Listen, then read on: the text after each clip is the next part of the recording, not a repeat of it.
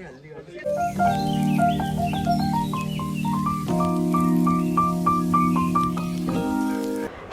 जय श्री कृष्णा, राधे राधे दोस्तों। तो कैसे हैं आप सभी? आप सबका मैं तहे दिल से स्वागत करती हूँ मेरे यूट्यूब चैनल पर, मंजरीज़ चैनल। तो ये था डे 3, नाथद्वारा में हूँ मैं। और अब हम नाथद्वारा से सुबह सुबह मंगला के दर्शन करने जा रही हूँ फ़िलहाल तो मैं। और इसके बाद हम लोग पैकअप करके निकल जाएंगे उदयपुर के लिए। उदयपुर के एक दो स्पॉट जो हमको देखने हैं वो देखेंगे, और उसके बाद आगे हमें सांवरिया सेठ जाना है, और रात में चित्तौड़गढ़ से हमारी गाड़ी रहेगी मथुरा के लिए। तो चलिए देखते हैं कि आज के दिन मैंने क्या क्या किया है। तो सबसे पहले तो यहाँ दौड़ दौड़ कर हम लोग जा रहे थे मंगला का दर्शन करने के लिए, क्योंकि आखिरी में मैं और वल्लभी ही बचे थे जो लेट हो गए थे। बाकी सभी लोग तो दर्शन करके मंदिर के बाहर जाके हमारा इंतज़ार भी कर रहे थे। बस हम ही बचे थे, हाँ, और संकेत और अविक भी थे। एक्चुअली शायद मैं अविक को उठाने में ही लेट हो गई थी, इसलिए मैं, अविक, संकेत और वल्लभी बची थी मेरे साथ में, जो दर्शन करने के लिए बचे हुए थे। तो हम यहाँ जा रहे हैं सबसे पहले मंगला का दर्शन करने के लिए। मंगला का दर्शन इतना मॉर्निंग में होता है ना कि आप रेडी हो ही नहीं पाते हैं इतना जल्दी। फिर भी जैसे तैसे करके हम लोग उठ गए थे। कई बार तो ऐसा होता है ना कि बस उठे, नहाए और बिना कुछ रेडी हुए बस ऐसे ही बाल वाल भी खुले रहते थे, और मंगला के दर्शन के लिए हम भाग जाया करते थे। दर्शन करके वापस आए तो चाय हमारा इंतज़ार कर रही थी। सभी लोग, बाकी लोग तो पी चुके थे, हम ही बचे थे। तो हम लोग बैठ गए चाय पीने, पुदीना वाली, एक और आखिरी बार, क्योंकि इसके बाद हम यहाँ से निकल जाएंगे। और ना जाने अब ठाकुर जी का बुलावा कब आएगा और कब, कौन से साल में ठाकुर जी बुलाएंगे। अभी भी तो बुलाने में ठाकुर जी ने लगभग 5 से 6 साल लगा दिए। इतने दिनों बाद बुलाया था और इतना जल्दी समय यहाँ पर बीत गया। और फिर हम चाय पीकर, नाश्ता कर कर आ गए थे रूम पर पैकअप करने के लिए। यहाँ रूम का पैकअप हो चुका है, और ये मेरा प्यारा सा ड्रेस है जो मैंने आज वियर किया है। इसके साथ मैंने ये इयररिंग्स पहने हैं। ये कुर्ते इसी साइड मिलते हैं, अंगरखा स्टाइल के, जो मैंने यहीं से परचेज़ किया था। और ये हमारी गाड़ी, जिस पर हमारा बहुत ज़्यादा सारा लगेज पैक हो रहा था। और यहाँ हम सब बैठकर पंचायतियाँ कर रहे थे। हम लोगों ने डिसाइड किया था कि एक जैसे कुर्ते पहनेंगे। तो हम लोगों ने, देखो, पाँचों ने एक जैसे कुर्ते पहने हुए हैं, अलग अलग कलर शेड्स के। तो सबसे पहले हम यहाँ पहुँचे थे, जो उदयपुर और नाथद्वारा के बीच में आती है, महाप्रभु जी की बैठक पर। वहाँ गए, वहाँ अंदर लेना, तस्वीरें लेना मना था, तो मैंने अंदर वीडियोग्राफी नहीं करी, सिर्फ बाहर से ऐसा छोटा सा वीडियो लिया है। ये बैठक थी, वहाँ पे दर्शन करके हम निकल गए उदयपुर के लिए। और देखो अविक कितना क्यूट बैठा है उसके पापा के बाजू में। और यहाँ बाकी सब लोग आगे बैठे हुए थे। मैं, श्रेया और संकेत अविक को लेके पीछे बैठे हुए थे। बीच में मम्मी, वल्लभी, शिखा और छवि भैया, और आगे मोहिनी और पापा बैठे हुए थे। जितनी भी बड़ी गाड़ी हो, कमी पड़ जाती है घर के लोगों के लिए। हमारा विचार तो था कि क्रूज़र करके जाएंगे, लेकिन क्रूज़र हमें मिली नहीं, तो हमने फिर तवेरा कर ली। यहाँ हम लोग सब बैठे हुए हैं आराम से। आराम से तो नहीं बैठे थे, फिर भी ठीक है, जब साथ में बैठे रहते हैं, मस्तियाँ करते रहते हैं तो चलता है। इसके बाद एक स्पॉट आया था जो ड्राइवर्स का रहता है ना, कमीशन वाला स्पॉट, जिसपे कुछ हैंडमेड चीज़ें मिलती हैं। तो ये वो स्पॉट था। यहाँ पे एक स्कूटर रखा हुआ था, जिस पे हम लोगों ने बैठ के बहुत सारे फ़ोटोज़ खिंचवाए। वहाँ से हमें लेना तो कुछ भी नहीं था। और यहाँ थी एक खिलौने की दुकान, जिससे भाई साहब, मैंने ये दुकान को कैसे छुपाया है और अविक को कैसे भरा है गाड़ी में, ये मैं ही जानती हूँ। उसके बाद हम पहुँच चुके थे वीरों की धरती हल्दी घाटी पर। हल्दी घाटी का इतिहास तो आप सभी लोग जानते हैं कि वहाँ कितना खतरनाक युद्ध हुआ था महाराणा प्रताप और अकबर के बीच में। तो ये है वो हल्दी घाटी। मुझे हल्दी घाटी बहुत ही ज़्यादा पसंद है, पता नहीं क्यों, बचपन से ही पसंद है। तो यहाँ हम लोग सब हल्दी घाटी पे रुक के फ़ोटोज़ क्लिक करा रहे थे। मैं संकेत को हल्दी घाटी की कुछ कहानियाँ भी सुना रही थी, जो मैं बचपन से सुनती हुई आई हूँ। उसके थोड़ा सा ही आगे ये है एक महाराणा प्रताप म्यूज़ियम। ये एक प्राइवेट म्यूज़ियम है, और तो इसमें वीडियोग्राफी भी अलाउ थी। इसमें महाराणा प्रताप की कई चीज़ें रखी हुई हैं, जो उन्होंने गवर्नमेंट म्यूज़ियम से ख़रीद ली है। तो यहाँ हम पहुँचे। यहाँ देखिए कितना प्यारा स्टैचू बना हुआ है महाराणा प्रताप का, और शंकर जी का एक मंदिर था छोटा सा। और ये कुछ ऐसा इसका इंटीरियर बनाया हुआ था अंदर का। अभी तो भी बहुत सारी चीज़ें यहाँ की बंद थी। मैं पहले आई थी तब वो सब स्टार्ट था और काफ़ी डेवलप दिख रहा था। अभी थोड़ा मेंटेनेंस का प्रॉब्लम इसमें आया हुआ है। तो यहाँ देखिए महाराणा प्रताप के सिपाही, उनके सेनापति, और यहाँ वो दृश्य दर्शाया गया है जब महाराणा प्रताप के घोड़े चेतक ने हाथी पर अपने दोनों पैर रखकर हमला किया था अकबर के सेनापति पर। तो यहाँ देखिए फिर इसके बाद आगे बढ़ते हैं तो इसमें कुछ शो वगैरह होने वाले थे। तब तक मैं आपको दिखा देती हूँ थोड़ा सा म्यूज़ियम, क्योंकि इसके बाद अंदर होंगे कुछ शो। और फिर हम लोग अविक को लेके अंदर आ गए थे। अविक को बाहर खेलना और यहाँ पे दौड़ना बहुत अच्छा लग रहा था। यहाँ कुछ उनकी तस्वीरें, उनके जीवन के कुछ दृश्य जो तस्वीरों के द्वारा बताए गए, कुछ उनके भाले तलवारें जो यहाँ रखी गई हैं। कहा जाता था महाराणा प्रताप की हाइट इतनी ज़्यादा थी कि उनके आपको मैं आगे जाके बताती हूँ। उनका साफ़े से आपको समझ में आएगा कि उनकी पर्सनालिटी किस स्टाइल की थी। तो देखिए ये पगड़ी किस स्टाइल की है, देखिए ये साफ़ा इतना बड़ा, मतलब आप इससे ही अंदाज़ा लगाइए कि उनकी पर्सनालिटी कितनी है। तो यहाँ ये जो दिख रहे हैं सर, इनका ही ये बनाया हुआ म्यूज़ियम है डॉक्टर मोहन का और इनकी पत्नी का। तो देखते हैं आगे ये क्या हमें बता रहे थे ये सर के द्वारा। यहाँ पर प्रतिवर्ष हजारों पर्यटक आते रहे पद्धति से युद्ध किया। ये आक्रमण इतना तेज था कि जिससे मुगल सेना में भगदड़ मच गई। महाराणा प्रताप की सेनाओं ने मुगल सेना को यहाँ से 3 किलोमीटर दूर पीछे समतल क्षेत्र में, जहाँ अभी फिर वहाँ अंदर एक थिएटर जैसा है जिसमें पिक्चराइज करके महाराणा प्रताप के जीवन की कुछ घटनाओं को बताया गया है। तो मैं तो ये सब देख चुकी थी, मैंने पढ़ा भी बहुत है, मुझे हिस्ट्री बहुत पसंद है, इसलिए मैं अविक को लेकर पीछे खड़ी थी और संकेत और बाकी सबको मैंने आगे भेज दिया था कि आप लोग देखिए ये शो। हौदे में दुबक गया। हाथी से उतरते समय चेतक की एक टांग कट गई। इस स्थिति को भांपकर महाराणा प्रताप के हमशक्ल सेनापति झालामान ने महाराणा प्रताप से आज्ञा लेकर उनका राजमुकुट धारण किया। मुगल सेना झालामान को महाराणा प्रताप समझकर उन पर टूट पड़ी और झालामान शहीद हो गए। उधर चेतक ने अपने स्वामी को 5 किलोमीटर तक 3 टांगों पर ही लेकर एक बरसाती नाले को पार किया। उसके पश्चात उसके प्राण पखेरु उड़ गए। इस युद्ध से महाराणा प्रताप के मन पर गहरा प्रभाव पड़ा। परिणाम स्वरूप उन्होंने मुगलों पर विजय प्राप्त करने तक। जब ये शो के बाद आगे बढ़ते हैं तो कुछ इस तरह की झांकियाँ बनाई हुई हैं यहाँ, जो उनके जीवन की और भी घटनाओं को बताती हैं कि कैसे जब महाराणा प्रताप ने अपने जीवन की सभी चीज़ें त्याग दी थी और उन्होंने सोचा था कि जब तक मैं चित्तौड़ विजय नहीं कर लेता, मातृभूमि पे अपनी जीत नहीं पा लेता, तब तक मैं वनवासियों जैसा जीवन ही जीऊँगा और राजसी ठाट बाट सब त्याग दूंगा। इस किले की ऊंचाई समुद्र तल से 3568 फीट की है। इस किले की दीवार 36 किलोमीटर तक फैली हुई है। इस दीवार का नाम ग्रेट वॉल ऑफ चाइना है। रानी फूलकुमारी ने 7000 वीरांगनाओं के साथ जौहर किया, फिर भी अकबर का मन नहीं भरा और अंत में हजारों आम लोगों का कत्लेआम करवाकर उन्हें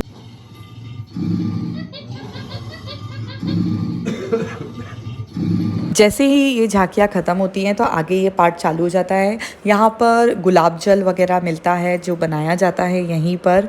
और फिर इस तरह से कुछ ये विलेज के कल्चर में इसको डिज़ाइन किया गया है। इसका इंटीरियर पूरा एक गांव की जैसा है। गांव की अलग अलग झांकियाँ, स्पेसिफिकली राजस्थान के गाँवों की अलग अलग झांकियाँ, जैसे कुएं से पानी निकालना या फिर कोई वार त्योहार मनाना या बैलगाड़ी चलाना, ऐसी कुछ कुछ झांकियाँ यहाँ पर दिखाई गई हैं। और बस यही था ये म्यूज़ियम में। अब आप लोग आगे देखिए।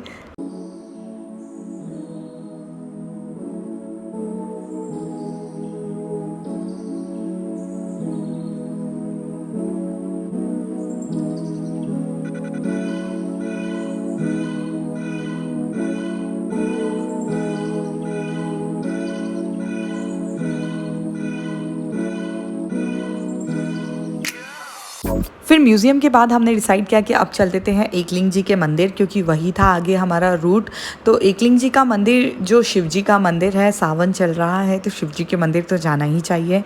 और एकलिंग जी महाराणा प्रताप के कुल देवता थे, और इस पर भी जब आक्रमण किया था तो आप मानिए इस मतलब मंदिर में इतने सारे छोटे छोटे मंदिर बने हैं, लेकिन उन लोगों ने एक भी मूर्ति को मुगलों ने पूरा की पूरा साबुत नहीं छोड़ा। तो अंदर फिर से कैमरा अलाउ नहीं था, तो बस मैंने ये जब मैं बेलपत्री लेके गई तो इतना सा रिकॉर्ड कर लिया। बाहर आके यहाँ संकेत टीका लगवा रहे थे शिव शंकर का, भोले बाबा का, तो मैंने उसको थोड़ा सा रिकॉर्ड कर लिया। अंदर पूजा अर्चना करने के बाद वहाँ चल रहा था रुद्राभिषेक राज परिवार का, बहुत ही अच्छा लग रहा था। फिर हमने वहाँ के स्पेशल मिर्ची बड़े खाए, क्योंकि मारवाड़ आए और मिर्ची बड़ा ना खाए तो आपको क्या ही खाया है। तो मिर्ची बड़े खाने के बाद वहाँ पे बन रही थी गर्मा गर्म कचौड़ियाँ, तो हम लोगों ने खा ली गर्मा गर्म कचौड़ियाँ। उसके बाद यहाँ हम लोग सब बातें कर रहे थे, थोड़ी बहुत मस्तियाँ चालू थी हमारी, खाना पीना कुछ ऐसे ही चल रहा था। फिर फटाफट से निकल गए हम उदयपुर की ओर, क्योंकि आगे का हमारा टूर था उदयपुर के लिए। लेकिन रास्ते में इतनी बारिश स्टार्ट हो गई थी कि मैं आपको क्या ही बताऊं। आपको बादल देख के समझ ही आ रहा होगा कि कितनी बारिश स्टार्ट हो गई होगी। उदयपुर के लिए हमने 2-3 स्पॉट निकाले थे, सहेलियों की बाड़ी और सिटी पैलेस, ये सब। तो सिटी पैलेस हमें ड्रॉप करना पड़ा, क्योंकि वो सब ओपन एरिया में है और बारिश के कारण हम वो नहीं घूम सकते हैं। फिर थोड़ी बारिश बंद हुई तो हम लोगों ने सोचा चलो सहेलियों की बाड़ी तो घूम लेते हैं, और सिटी पैलेस घूमने में काफ़ी टाइम भी जा रहा था। फिर यहाँ हम आ गए थे सहेलियों की बाड़ी। तो सहेलियों की बाड़ी एक ऐसा स्पॉट है जहाँ रानी महारानियाँ अपनी सहेलियों के साथ आती थी यहाँ पे खेलने के लिए, विचरण करने के लिए, समय बिताने के लिए। यहाँ छोटा सा ऐसा, मतलब छोटा तो नहीं कहना चाहिए, बहुत बड़ा ऐसा पार्क जैसा है, और इसमें फव्वारे हैं। वो लोग गर्मी के दिनों में या फिर जब भी अपने राजमहलों से निकल के आया करती थी तो यहाँ पे आती थी खेलना करना, सावन वगैरह भी यहाँ पे ही बिताना। तो ये कुछ ऐसा बना हुआ है। चलिए अब ये आगे का स्पॉट आप लोग खुद देख लीजिए, मुझे बताने की ज़्यादा नीड नहीं है।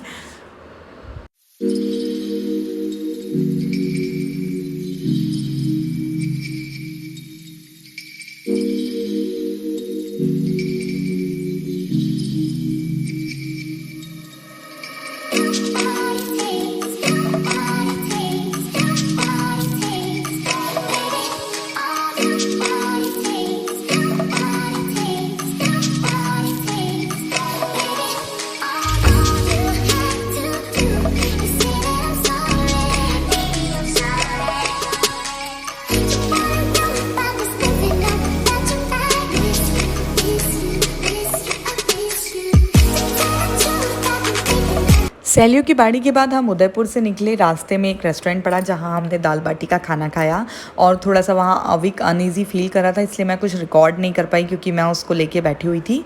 देन उसके बाद हमने यहाँ डिसाइड कर लिया था कि अब हम जाएंगे आगे सावरिया सेठ, क्योंकि वो करके आने के बाद, लौटने के बाद हमारी ट्रेन भी है, तो हमें वापस चित्तौड़गढ़ भी जाना है। तो यहाँ सब लोग चाय वाय पी रहे थे, और फिर हम लोगों ने डिसाइड किया कि चलो अब फटाफट से निकलते हैं। तो सब गाड़ियों में बैठने लगे, और सबकी हालत इतनी ख़राब हो गई थी, मेरी तो स्पेसिफिकली इतनी ज़्यादा, क्योंकि अविक भी नहीं छोड़ रहा था, गर्मी भी इतनी थी, बारिश भी हो रही थी, समझ ही नहीं आ रहा था कि कैसा वेदर चल रहा है, बहुत चिपचिपा। तो यहाँ हम पहुँच गए सावरिया सेठ के दरबार में। और आपको यहाँ बता दूँ कि यदि आपको नहीं पता है तो सावरिया सेठ को स्मगलरों का राजा कहा जाता है। यहाँ सब कुछ 50-50 होता है ठाकुर जी के साथ। यहाँ पे जो लोग आते हैं वो लोग कहते हैं हमारा ये काम करा दो, जितना माल आएगा उसमें से आधा तुमको दे जाएंगे सावरिया सेठ, और आधा हम रख लेंगे। यहाँ मानताओं के ऐसे घर भी बनाए जाते हैं, जिसको घर बनाना होता है वो ऐसा पत्थरों का घर बना के जाता है। और फिर उसके बाद ये बहुत ही विस्तृत क्षेत्र में बन गया है मंदिर, अभी भी बन ही रहा है। देखिए आप लोग को बाहर से दिखाती हूँ मैं, अंदर तो फ़ोन ले जाना अलाउ नहीं था, कि कितना सुंदर, इतना सुंदर मंदिर। और देखने लायक तो है इसकी दान पेटी, जिसमें ना इतना स्पेस है इसके यहाँ की दान पेटी में सावरिया सेठ के, कि एक गड्डी एक साथ चला जाए। नोट के लिए जगह नहीं, पूरी गड्डी चली जाए ऐसे। और हम जब गए तब सावरिया सेठ का क्या कहना चाहिए उसको, तिजोरी खुली हुई थी, तो वहाँ काउंटिंग चालू थी, तो हम लोगों को वो भी देखने का मौका मिला। अब चलिए अब आगे का मंदिर आप लोग देखिए।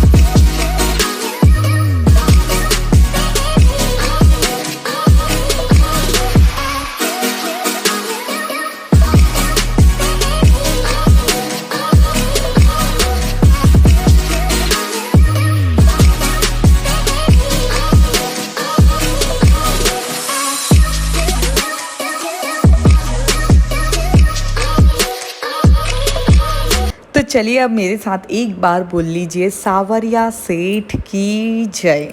तो सावरिया सेठ के बाद हम यहाँ से निकल गए थे अब डायरेक्ट चित्तौड़गढ़ के लिए, क्योंकि चित्तौड़गढ़ से हमारी ट्रेन है मथुरा के लिए।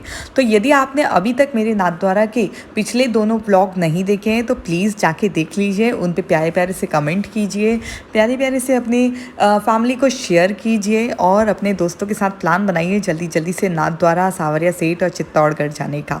अब आपसे मुलाकात होगी नेक्स्ट वीडियो में, तब तक के लिए अपना ध्यान रखिए, खुश रहिए और वेट कीजिए, मथुरा वृंदावन के भी व्लॉग्स आना बाकी हैं। तब तक के लिए बाय बाय और please subscribe my channel for supporting me and okay, जय Shri Krishna, bye bye, take care all of you.